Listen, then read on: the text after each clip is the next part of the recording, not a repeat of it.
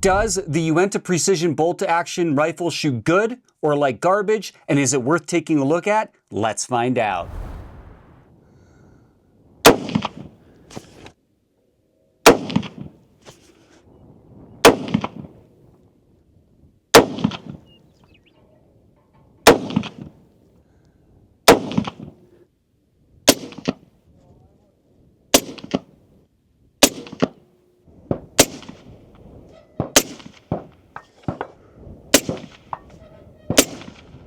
All right, we're gonna take a look at the fit, the feel, the function, some opinions on the rifle and what I think. But man, isn't this a unique looking rifle? It's strange in the fact that it's a bolt action AR styled rifle, okay?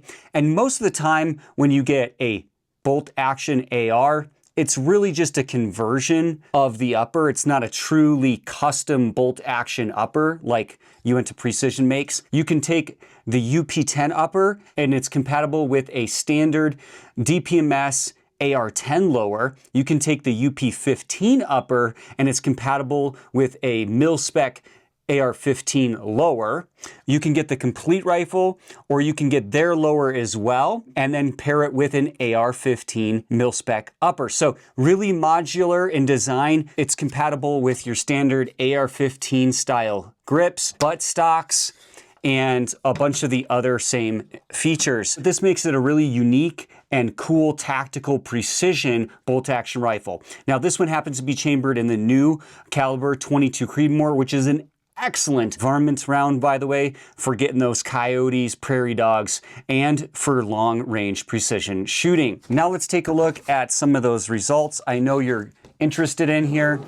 Now I gotta say, this rifle was actually pretty picky when it came to ammunition. It took a long break-in period for me, about 80 to 100 rounds to really settle in.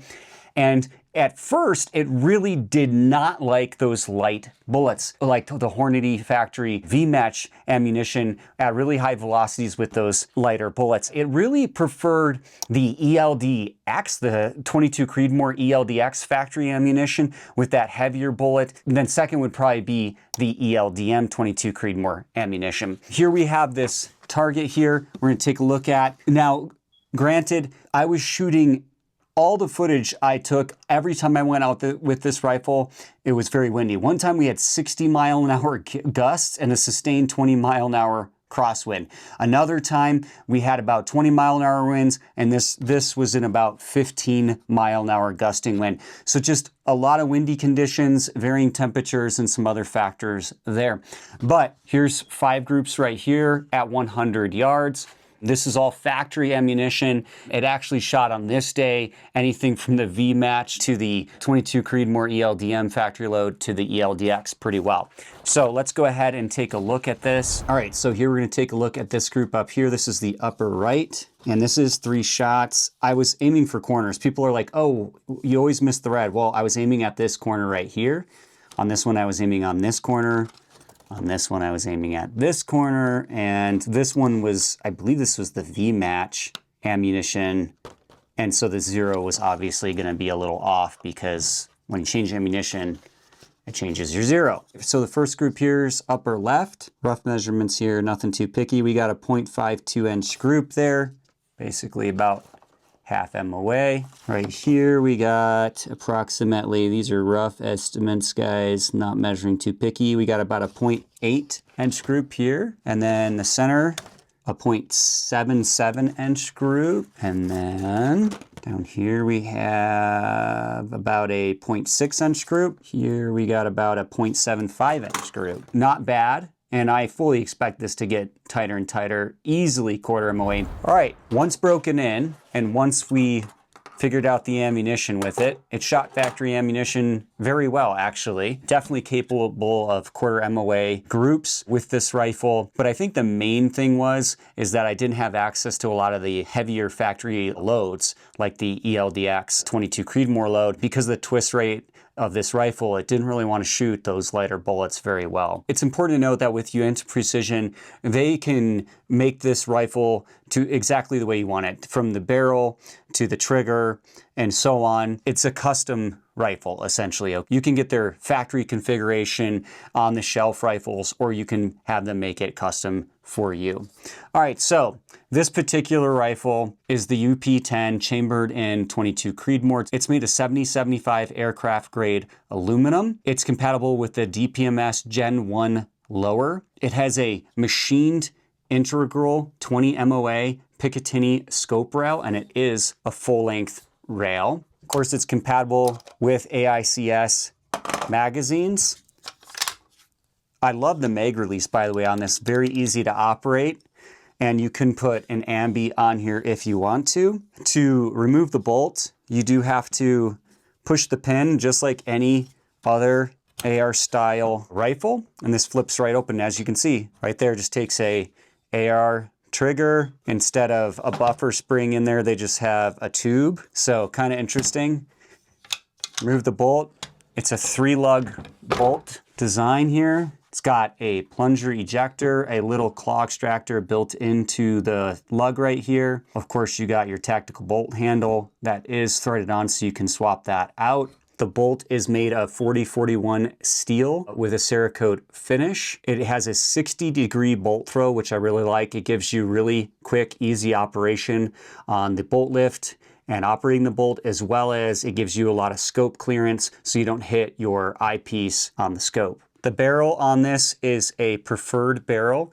It's a 50-50 carbon nickel wrapped barrel. It's a 0.9-inch non-tapered barrel on here. It's a 1-in-8 twist 3-groove barrel. I did try several suppressors with this. It is threaded 5/8 by 24. Some it shot better with, some it shot worse with. I'm still trying to basically find that perfect match with the suppressor with this rifle where I get really good accuracy, good balance, and everything. So we'll probably do a follow-up on that in the future. It came with a Magpul PRS light forend on it.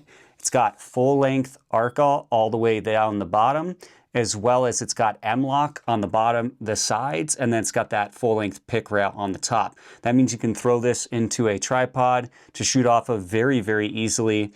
With the full-length rail on top, you could throw on a detachable thermal very, very easily, a laser, you name it. So very, very modular in design, tons of different options there. You could put a grip down here, you could put a light on here, you could put a laser on here, you name it. Pretty simplistic stock. It does have a nice flat area here that's large for riding on the bag. You got adjustable spacers so you can adjust the length of pull. Has a built-in flush cup on both sides so you can attach that QD sling. It also has a hole right here, a slot. You can put a traditional sling through there, a webbing sling. The butt pad on this is very, very hard. It's hard rubber. You could definitely swap that out for something softer if you had a heavier hitting caliber than 22 Creedmoor. Has adjustable cheek riser. Now, the one thing I did not like at all was it didn't come with a Allen key that made it easy to adjust this cheek riser up and down. To get an Allen key in here, it basically never wants to sit flush. It wants to sit at an angle, and it is a pain in the butt to unscrew this thing and screw it down and adjust that cheek piece. So that's one thing I don't like. Other than that, it's a solid. It doesn't wobble at all on the lower. One thing to talk about is to clean this is really easy because of the fact that you can just take off the top by releasing those 2 pins in just a matter of seconds. Same with cleaning the bottom. We're gonna put that in, put that back together. You can put an ambi safety on this. Mine didn't come with it. I could have asked. Now, I did run this a lot without really greasing the bolt, so it is a little bit sticky, but the bolt runs pretty smooth. It is a little loud and clanky, okay? Most 3-lug bolts are that way. Just something to note. Now, it came with their proprietary Uintah Precision Victorious single-stage trigger set to 1.7 pounds. This is an upgrade from the standard trigger that they set at 2 pounds. Now, it is an adjustable trigger. Let's go ahead and test out this trigger. I like that nice flat blade. I'll go put it on this Wheeler gauge right here. We got 1 1/8 pound or 1 1/4 pound right there. So nice trigger there. No perceivable creep, a little bit of over travel, but not bad.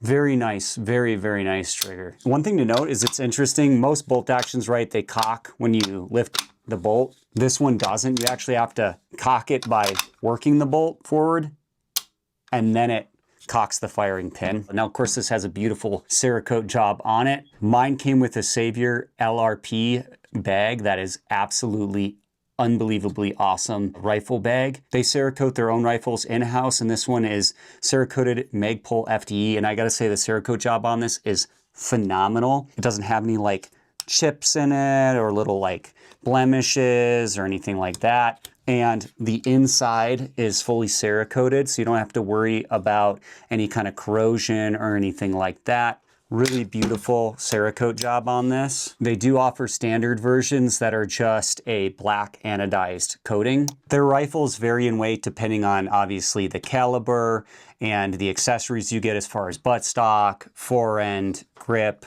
and more, so that's something to note. Let's go ahead and put this one on the scale and just get a rough weight. We have a massive scope on here. It's the Element Optics scope, so it's quite a heavy scope. We're getting about 10, 11 pounds on this rifle the way it's set up. It's also really easy to swap out the barrels on these rifles, which makes it absolutely fantastic. If you want to switch calibers, it's not hard to do so. All right, so closing thoughts on this rifle. Absolutely super cool precision rifle. Love that it's got that modularity being an AR-15 design. Love that 60-degree bolt throw on it. Love the fact that it's got a nice, crisp, clean trigger that can be super light. Love that it has that integral 20 MOA full-length pick rail on this one because the fore-end is a full-length pick rail. So I love that it's compatible with AICS magazines. I love that you can get it in a whole bunch of different calibers. I love the heavy-duty, really quality Cerakote job. I love that they use high-quality barrels, not some junky barrels. Love that, of course, they come threaded and they don't use cheap components, cheap barrels, or anything like that. Also, they have a half MOA guarantee, and as you saw with this, with factory ammunition, not hard to achieve a half MOA group, and their rifles can shoot extremely accurate. I'm talking very consistently accurate with factory ammunition. Now, in my case, I did have it be a little picky with factory ammunition, and it took a little bit of a long break-in period. But that varies a little bit rifle to rifle with any manufacturer, any custom rifle manufacturer out there. It's an absolute tack driver. The 22 Creedmoor caliber, super light recoil, super flat shooting, fun round to shoot, great target round for printing those really small groups and having fun shooting out to 1,000 yards with very little recoil. In my opinion, the Uintah Precision rifle, UP10, UP15 would make an absolutely great, fantastic PRS competition rifle and a fantastic varmint rifle. Hope you enjoyed this review of the Uintah Precision UP10 bolt action rifle. I use code Bullets for Bucks. Thanks for watching Bullets for Bucks. Check out this next video and subscribe.